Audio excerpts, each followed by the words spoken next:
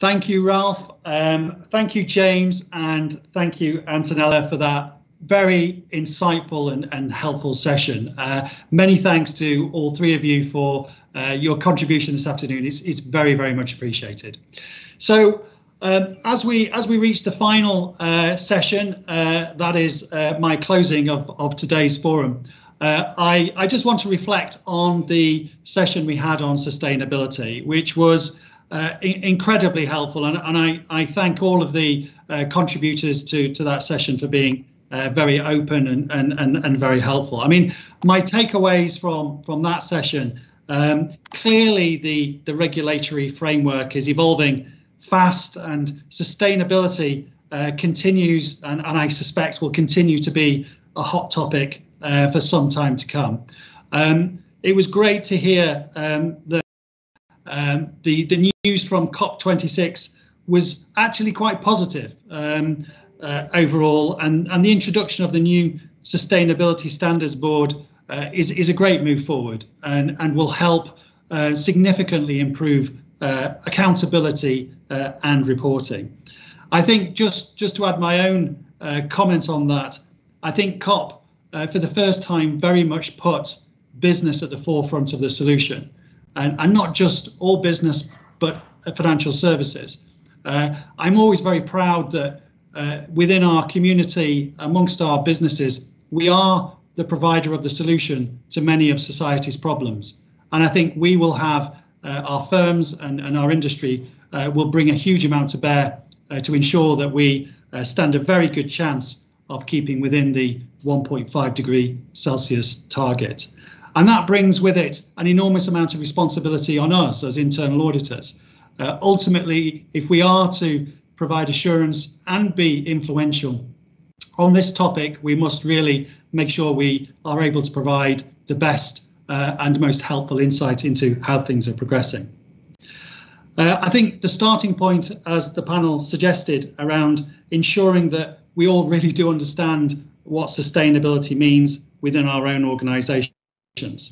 We have a responsibility to create awareness and help support the education process, not just within internal audit, but elsewhere as well. I thought the poll was extremely insightful, and whilst I'm sure there are many reasons why we could argue it's not representative, I'll use the data anyway and just remind us that only 3% of people who responded to the question around having sustainability functions were able to say that their function was mature.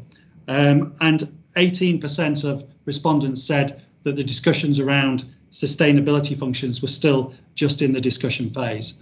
Clearly, an awful lot more needs to happen, and we need to do that and influence that quite quickly. The difficulties for internal audit in sustainability are quite clear. There's no clear guidance.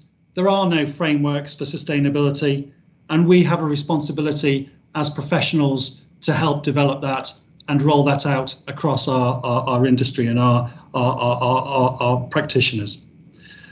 I particularly liked the phrase saucisse machine. I think roughly translated, that's the sausage machine in English. And we need to make sure that we don't become part of that saucisse machine and that we just play a tick boxing exercise around regulatory standards. We need to be able to call out where our own organisations are not performing in the way that they really would expect. And we have a pivotal role in making sure that happens going forward. It's going to require more and more collaboration from internal audit and other stakeholders in this space. And clearly a new key stakeholder will be the Chief Sustainability Officer in our organisations. Working collaboratively with other stakeholders in the first and second line is always a fine objective and very difficult sometimes to achieve.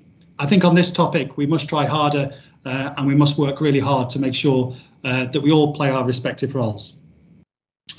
We need to be able to respond agilely to the changing environment. We must bring intangible and tangible resources to and thinking to this topic. As one of our panelists said, we need superheroes really to be joining our departments. Well, maybe we won't be able to get that superhuman characteristic But if we start in terms of identifying what the challenge is, what skills and capability we really do need, we'll stand a better chance of developing those superhumans for the future.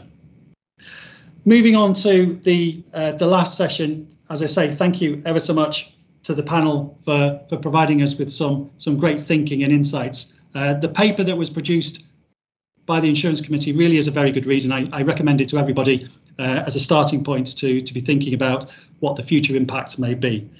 But for me, I think some of the call-outs, the impact on societal risk, we think is relatively low. I think I agree. The consequences for society haven't really been fully measured, and really we need to understand what the long-term consequences on our societal model will be to really understand whether the risks have changed.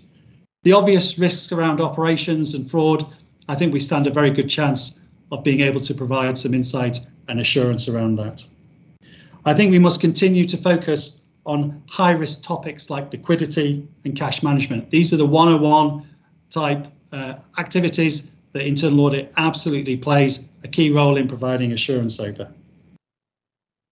We must also have a view on the physical environment.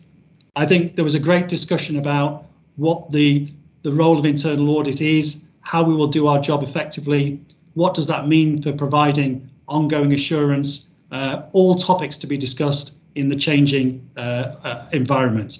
And that will change over time. We aren't at the end, but I'm confident that we will find a new way of working that will be suitable in the future. So once again, I want to thank everybody for contributing to today's sessions. I particularly want to thank Pascal van der Busch from the ECIA and the team at the ECIA for putting on today's session. I think it's remarkable that you've been able to put on a remote conference, a remote international conference, and I am very grateful on behalf of the committee members and all practitioners who have joined us today for all your efforts in making today hopefully a great success. I would also like to thank again the hosts and all the contributors to today's session. It really does demonstrate the quality of the thinking and the practitioners in our industry today. It makes me very proud to be part of the insurance industry and as a practitioner in internal audit that we have such high caliber intellect within our profession. And I'm sure that will sustain us in the years to come with some of the challenges that we face. Once again, I'd like to thank you all for participating today. I hope you've enjoyed today's session. I hope you've got something out of today's session, and I certainly look forward to welcoming you again to another session in the near future. Please do take care. My best wishes, and thank you ever so much for joining. Bye-bye.